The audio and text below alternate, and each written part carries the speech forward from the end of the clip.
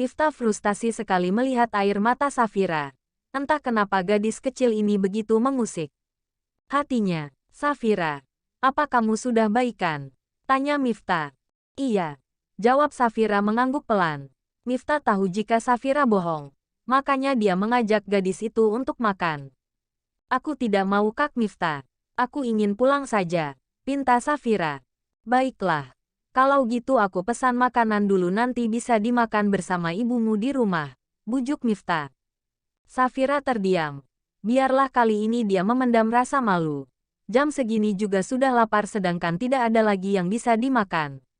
Miftah sengaja memesan makanan yang banyak agar cukup untuk nanti malam.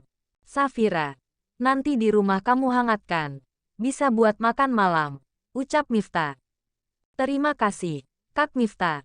Maaf aku jadi banyak merepotkan. Tidak apa-apa. Anggap saja aku ini kakakmu.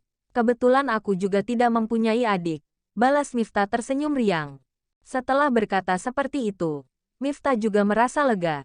Jam kerja kamu dari pukul 2 sore sampai 10 malam. Tapi kalau nanti kamu belum siap kerja aku izinkan ke Yongki dulu. Tawar Yongki. Tidak usah Kak. Susah payah aku mendapat kerja yang baik tapi malah aku tidak disiplin hanya karena hal seperti ini. Sergah Safira. Bagimu tadi hanya hal seperti ini. Pekik Miftah terkejut. Iya. Sejak kecil aku sudah terbiasa mendapat cacian dan hinaan orang. Kalau hanya dipukul bagiku sudah biasa. Balas Safira. Bagaimana bisa kamu mengalami hal itu? Tanya Miftah. Karena keluargaku miskin. Sehingga saat aku sekolah selalu dibully teman-teman. Belum lagi orang-orang yang datang karena hutang ayahku. Jadi begitu ayah meninggal rumah kami jual untuk melunasi semua hutang. Aku dan ibuku bertahan hidup dengan bekerja keras untuk bisa makan dan membayar kontrakan. Jawab Safira. Miftah ikut sakit saat mendengar cerita itu. Pantas saja Safira selalu diam dan sibuk dalam dunianya sendiri. Safira, semoga kamu selalu menjadi gadis yang kuat. Tapi aku harap kamu setelah bekerja bisa fokus ya. Karena sebagai penjaga toko kamu harus belajar untuk berkomunikasi dengan pembeli. Bujuk Miftah. Iya Kak Miftah, aku akan hidup dengan baik. Jawab Safira. Malam ini Yongki dan Indria mengikuti Abah dan Umi acara khataman Al-Quran di pondok pesantren. Tentu saja Miftah ikut karena memang serius ingin belajar agama. Cieh, yang mau ketemuan sama Ayang. Goda Yongki. Apaan sih? Tapi serius kali ini aku memang ingin belajar ilmu agama. Karena aku belum tahu apapun jawab Miftah. Miftah, usia kamu seharusnya sudah cocok untuk menikah. Apakah kamu sudah punya calon? Tanya Gozali. Belum Abah. Apa Abah mau mencarikan untukku? Misal seperti Indria. Canda Miftah. Yaitu yang kemarin kamu temui. Siapa namanya? Lailia. Dia juga belum mendapatkan jodoh. Orang tuanya sebenarnya juga sudah ingin Laili menikah. Tetapi Laili yang belum mau. Kamu kalau mau mencobanya bagaimana? Siapa tahu rejeki kamu bisa diterima. Tawar Gozali. Aku mau belajar agama dulu Abah. Aku takut ditolak sebelum berjuang. Balas Miftah. Bagus, bagus. Abah sangat senang kamu dan Yongki sudah jadi lelaki dewasa yang baik dan bertanggung jawab pada diri sendiri. Puji Gozali. Ayo berangkat. Kalau terlambat nanti masuknya berhimpitan. Ajak Yongki. Sesampainya di sana mereka juga bertemu dengan keluarga Laili.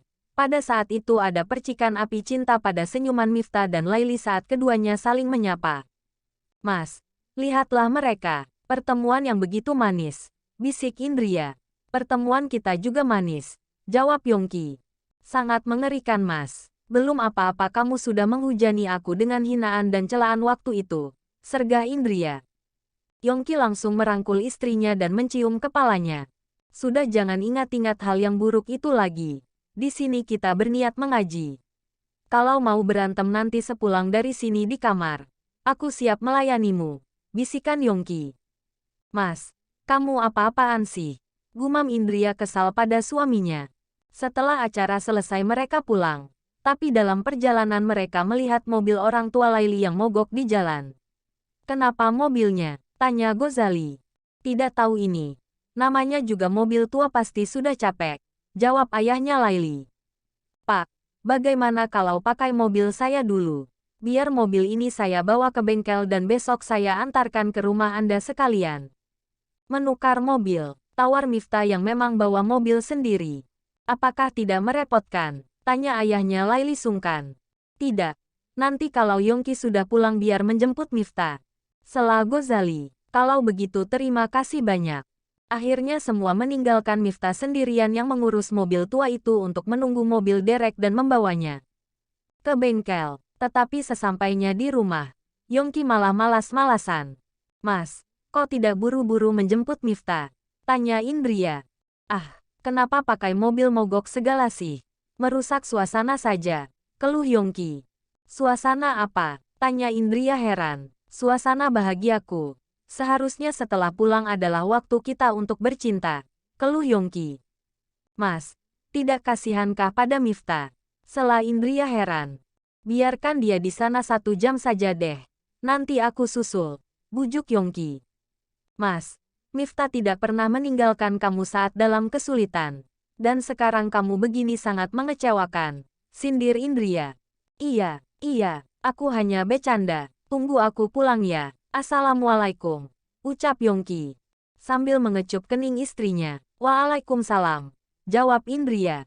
Tetapi Yongki masih saja menempel pada Indria dan terus-terusan mengecup kening istrinya. Mas, tegur Indria. Iya.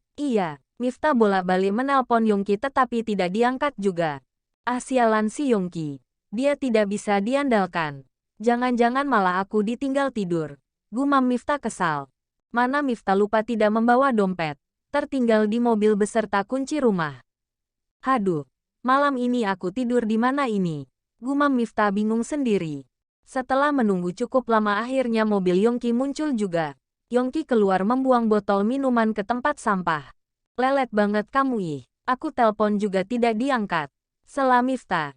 Maaf, aku tidak membawa HP. Dan tadi di jalan ada tawuran. Biasa acara konser dangdut yang berujung heboh. Balas Yongki. Alah alasan kamu saja deh. Sergah Miftah. Aku serius. Tadi saja aku juga melihat Safira. Dia masih memakai baju kerja konterku dan ikut berdesak-desakan masuk. Balas Yongki. Hah, untuk apa lagi dia pergi ke acara seperti itu?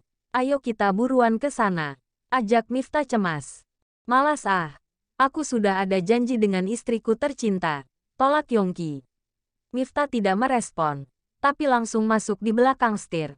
Buruan masuk. Konsernya ada di mana? Lapangan alun-alun. Jawab Yongki sambil masuk mobil juga. Miftah langsung melajukan mobilnya dengan kecepatan tinggi. Yongki diam saja. Sebagai sahabat yang sudah bersama sejak lama sebenarnya mereka bisa saling memahami satu sama lain.